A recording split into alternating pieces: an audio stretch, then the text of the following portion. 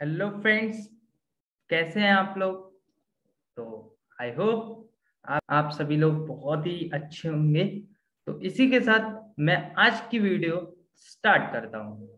But start करने से पहले मैं ये बता दूं कि आज मैं आपको क्या बताने वाला हूं, राइट। सो आज मैं आपको डिजिटल मार्केटिंग कितने टाइप्स के होते हैं वो बताने वाला हूं, और साथ ही मैं इस पे थोड़ा आपको डीपली इसका एनालिसिस भी करूंगा और क्या चीजें किस तरह से काम करती है, साथ ही कितने तरह के डिजिटल मार्केटिंग होते हैं, उनका क्या यूज होता है और वो किस तरह से हम उनका इस्तेमाल कर सकते हैं डिजिटल मार्केटिंग में। और एक्सपर्ट बनने के लिए हमें क्यों डिजिटल मार्केटिंग के जो टाइप्स हैं उनको सीखना चाहिए, ये सारी चीजें आज मैं आपको इस वीडियो में बताऊंगा। तो वीडियो को लास्ट तक जरूर देखिए, और अगर आपने अभी तक इस चैनल को सब्सक्राइब नहीं किया तो इस चैनल को सब्सक्राइब जरूर कीजिए। और अगर आप वीडियो को लास्ट तक देखते हैं तो आई एम श्योर आप इस वीडियो को लाइक करे बिना नहीं जा पाओगे। तो चलिए वीडियो को स्टार्ट करते हैं without wasting any time. Let's get started. So जैसे कि मैंने आपको स्टार्टिंग में बताया कि आज हम डिजिटल मार्केटिंग कितने तरह के होते हैं उसके बारे में बात करने वाले हैं। तो नंबर वन टाइप कौन सा है उसके बारे में बात करते हैं, वो है सर्च इंजन ऑप्टिमाइजेशन। तो मैं आपको सिंपल लैंग्वेज में इसका आंसर दूं तो वो ये होगा कि जो सर्च इंजन ऑप्टिमाइजेशन बेसिकली क्या होता है कि हम अपना जो हमारी वेबसाइट होती है उसको रैंक कराने के लिए हम एसईओ का इस्तेमाल करते हैं। क्योंकि जो सर्च इंजन ऑप्टिमाइजेशन होता है उसका मतलब उसका बेसिकली मेन जो मकसद ये होता है कि वो आपने वो आपकी वेबसाइट को गूगल के जो रिजल्ट पेज पर रैंक कराना उसका मेन मकसद होता है। तो इससे हम क्या समझते हैं कि जब भी आप अपनी वेबसाइट का एसईओ करते हो तो वो क्यों करते हो, राइट। ये एक क्वेश्चन होगा, तो इस क्वेश्चन का सिंपली आंसर ये है कि जब भी आप वेबसाइट बनाते हो तो अगर आप उसको रैंक ही नहीं कराओगे तो वो आपकी ऑडियंस तक पहुंचेगा ही नहीं। अगर पहुंचेगा ही नहीं तो आपका जो अपनी वेबसाइट पे आपने जो भी किया है, मतलब मान लो फॉर एग्जाम्पल आप कोई प्रोडक्ट सेल करवाना चाहते हो, तो अगर आपकी वेबसाइट रैंक ही नहीं होती है गूगल के सर्च रिजल्ट पर, अगर वो रैंक ही नहीं होती है, देन आप जो ऑडियंस हैं, जो कस्टमर्स हैं, वो कैसे आपकी वेबसाइट तक पहुंचेंगे, राइट। तो इसी वजह से हमें अपनी वेबसाइट को ऑप्टिमाइज करना चाहिए, ताकि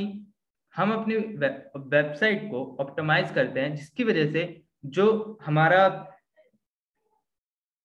हमारा जो रीच है वो ज्यादा ऑडियंस तक बढ़े, राइट। सो अपने नेक्स्ट पॉइंट, तो इसी में मैं थोड़ा सा और बताता हूं आपको कि अगर अगर आपकी जो वेबसाइट है वो सर्च रिजल्ट पर रैंक कर जाती है एसईओ के थ्रू, समझ रहे हो, सर्च इंजन ऑप्टिमाइजेशन के थ्रू अगर आप अपना वेबसाइट रैंक कराते हो तो जो उससे क्या होगा, उससे नंबर वन ट्रैफिक इंक्रीज होगा। मतलब ज्यादा लोग आपकी वेबसाइट पे आएंगे, वो देखेंगे, इससे तो ऑडियंस मतलब ज्यादा लोगों तक आप रीच कर पाओगे, एम आई राइट। और एसईओ करने से पहले क्या ऐसी चीज है जो हमें मोस्ट इम्पोर्टेंटली समझना जरूरी है, वो मैं आपको बताता हूं। तो वो ये है कि सबसे पहले हमें गूगल के एल्गोरिथम, फ्रेंड्स यहाँ पे एक चीज है जो आपके लिए समझना मोस्ट इम्पॉर्टेंट है कि जब भी आप एसईओ करते हो अपनी वेबसाइट का, तो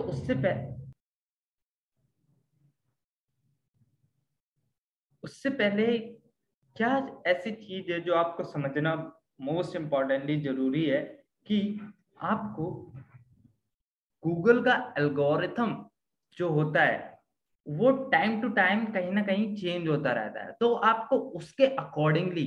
अपनी वेबसाइट को रैंक कराना है। सबसे पहले आप गूगल के एल्गोरिथम को समझिए, देन अपनी वेबसाइट को रैंक कराइए उसके अकॉर्डिंगली। तो ये मोस्ट इम्पॉर्टेंटली आपको इस चीज को आप पॉइंट आउट कर सकते हो। मतलब आप इस चीज को ध्यान से समझिए कि आपको अपनी जो वेबसाइट का जब आप एसईओ करते हो तो उसमें आपको क्या, आपको गूगल के एल्गोरिथम को समझना है, देन आप अपने वेबसाइट को रैंक कराओ। फिर आगे चलते हैं।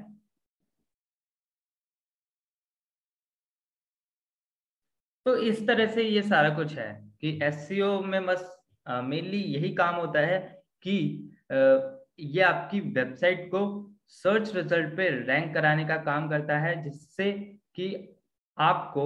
अपनी ऑडियंस तक रीच करने का मौका मिल सके। तो आई थिंक जो नंबर 1 हमारा डिजिटल मार्केटिंग का टाइप था वो आपको क्लियरली समझ में आया होगा। If you have any doubt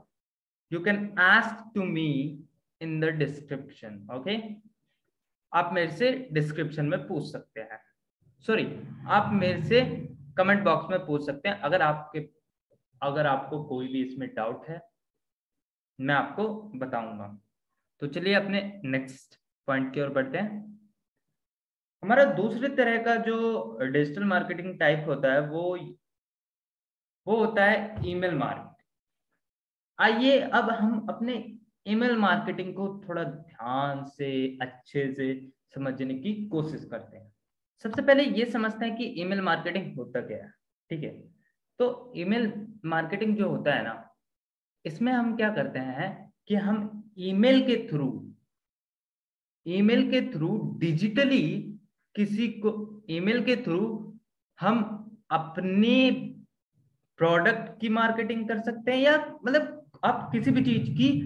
online email के थ्रू मार्केटिंग कर सकते हैं, मार्केटिंग कर सकते हो। तो ईमेल के थ्रू हम किस तरीके से मार्केटिंग करते हैं वो सारा कुछ मैं आपको बताऊंगा। उससे पहले मैं आपको ये बताता हूँ कि जो जब भी हम ईमेल मार्केटिंग करते हैं ना, तो हमें नंबर 1 चीज क्या करनी होती है, वो ये करनी होती है कि हमें अपनी ईमेल लिस्ट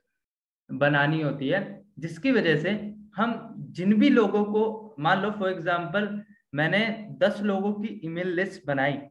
ठीक है, तो उन 10 लोगों को मैं अपना प्रोडक्ट दिखाऊंगा ईमेल के थ्रू। Are you getting my point? मतलब उन 10 लोगों की मैंने ईमेल लिस्ट बना ली और फिर अब जो भी मेरा प्रोडक्ट है मैं उनको परचेज करवाना चाहता हूँ, तो मैं ईमेल के थ्रू उसको करवा सकता हूँ। कि मान लो मैंने एक बार उन्हें भेजा, और इसमें एक चीज बहुत ही इंपॉर्टेंट चीज है जो आपको कोई नहीं बताएगा, मैं आपको बताता हूँ कि email marketing one of the most effective techniques है कि आप इसके थ्रू बहुत ही, एक तो ये है जो ईमेल मार्केटिंग होता है ना, ये बहुत ही पुराना टूल है मार्केटिंग करने का, बट ये बहुत ही इफेक्टिव है जो आप अपनी मार्केटिंग के टाइम इसे यूज कर सकते हो। तो मैं आपको बताता हूँ कि जब भी ईमेल मार्केटिंग करते हो ना आप, तो आप इसमें ये भी पता लगा सकते हो कि आपने, मान लो मैंने जैसे बताया कि मैं 10 लोगों की लिस्ट बनाता हूँ, तो 10 लोगों को मान लो मैंने भेजा, तो उसमें से मैं ये भी एनालाइज कर सकता हूँ कि कितने लोगों ने मैंने जो ईमेल भेजा है उसको ओपन किया है, या कितने लोगों ने नहीं किया है, या कितने लोगों ने उसको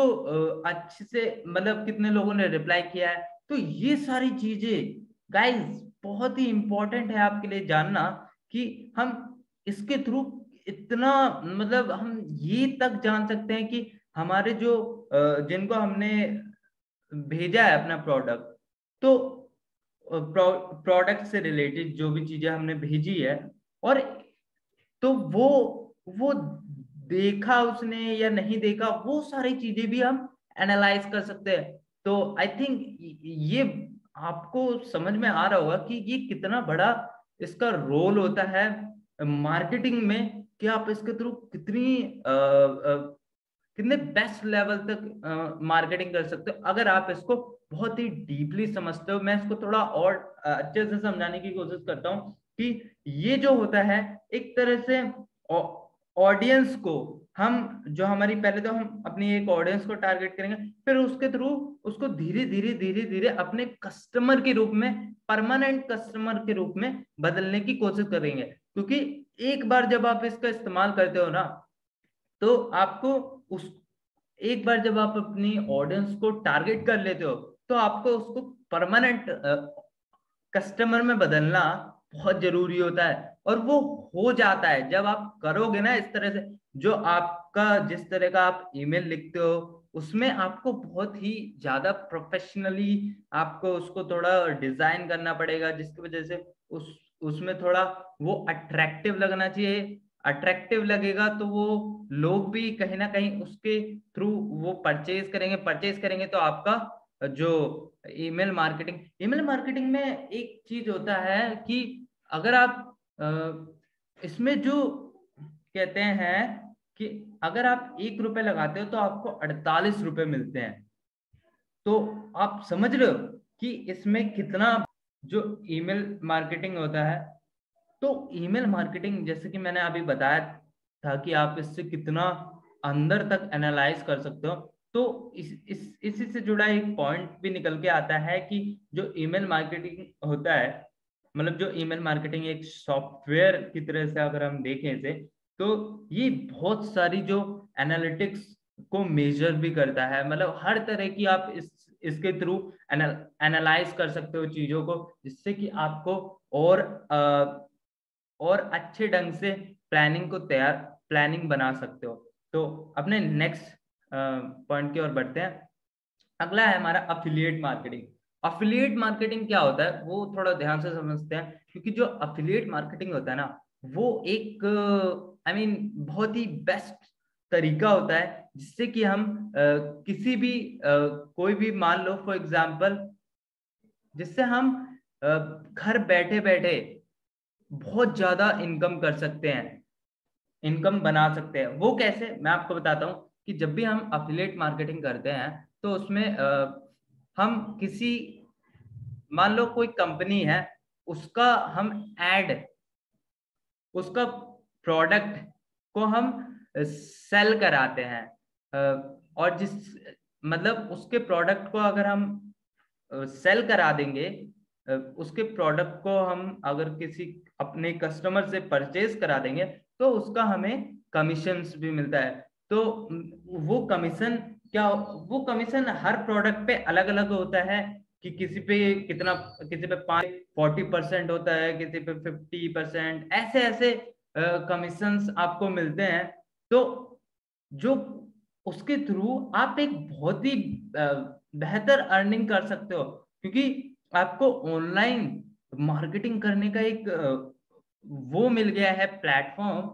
जिससे अफिलिएट मार्केटिंग, बहुत सारे अफिलिएट्स को आपने देखा होगा कि वो जो मार्केटिंग करते हैं वो उसमें बहुत पैसा कमाते हैं। तो इसके थ्रू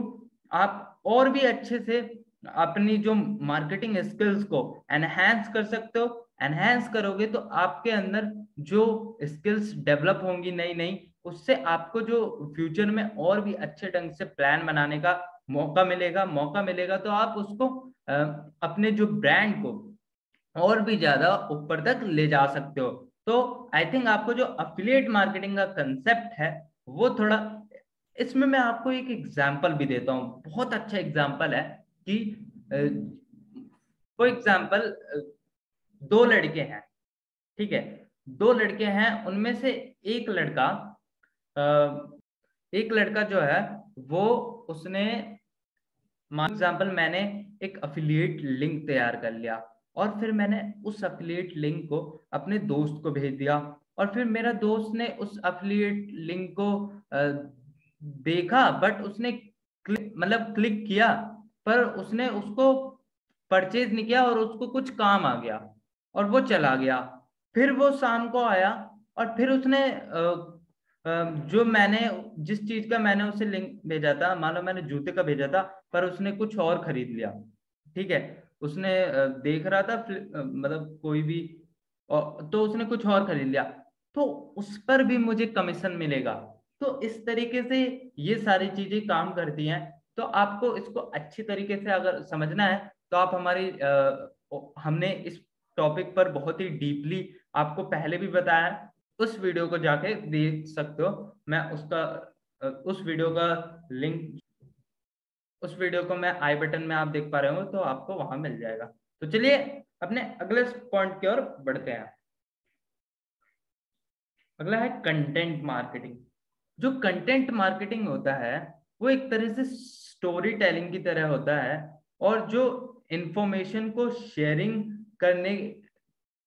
इंफॉर्मेशन को अपने ऑडियंस के साथ शेयर करने का एक मीडियम होता है। तो जो कंटेंट मार्केटिंग, जब हम इसकी बात करते हैं तो कंटेंट मार्केटिंग के थ्रू क्या क्या चीजें आ जाती है, उसके थ्रू जो ब्लॉग जब हम लिखते हैं तो उसमें जो ब्लॉग में हम क्या क्या चीजें ध्यान रखते हैं कि वो कितना अट्रैक्टिव बने,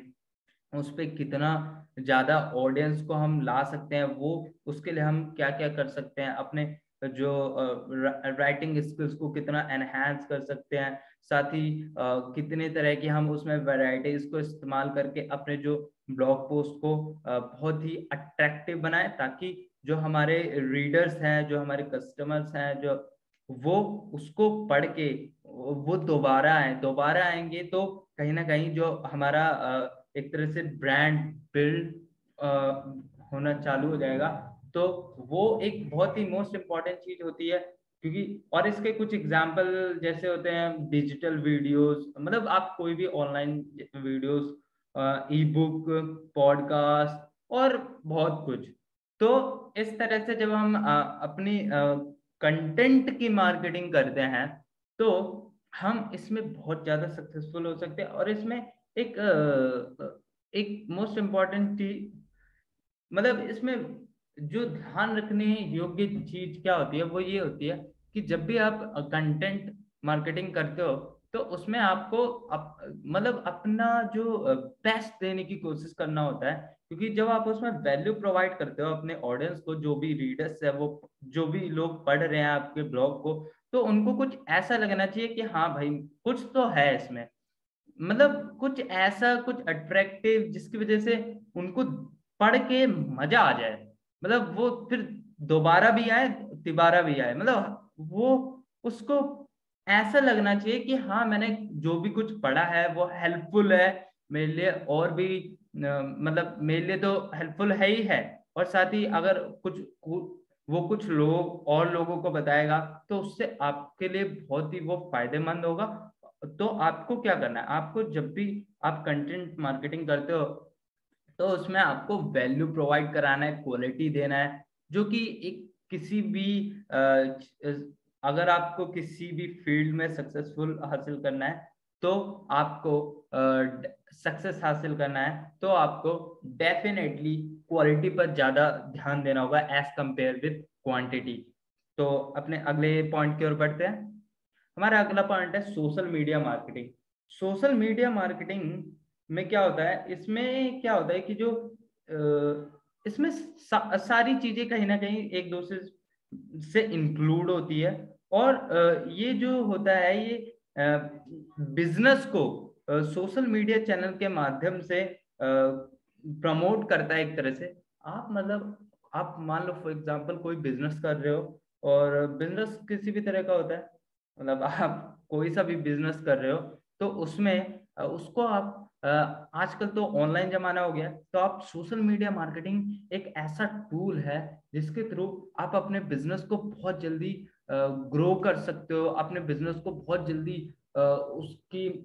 मतलब सोशल मीडिया मार्केटिंग के थ्रू आप अपने बिजनेस को बहुत ही अच्छे लेवल तक पहुंचा सकते हैं, क्योंकि आज के जमाने में सोशल मीडिया बहुत एक तरह से इसका ही टाइम है, क्योंकि जैसा मैं बताता हूँ अपने वीडियो में कि जो अब टाइम आने वाला है वो सारा कुछ डिजिटली है। तो जो भी बिगिनर्स हैं तो उनके लिए तो ये समझना बहुत जरूरी है कि जो सोशल मीडिया मार्केटिंग है वो एक तरह से जितने भी बिजनेसेस होते हैं उनके लिए एक बहुत बढ़िया प्लेटफॉर्म होता है। इसके इसके ऊपर मैंने आपको एक वीडियो भी बनाई थी कि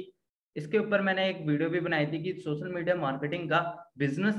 के लिए क्या रोल होता है, मतलब बिजनेस के लिए किस हद तक वो एक बहुत ही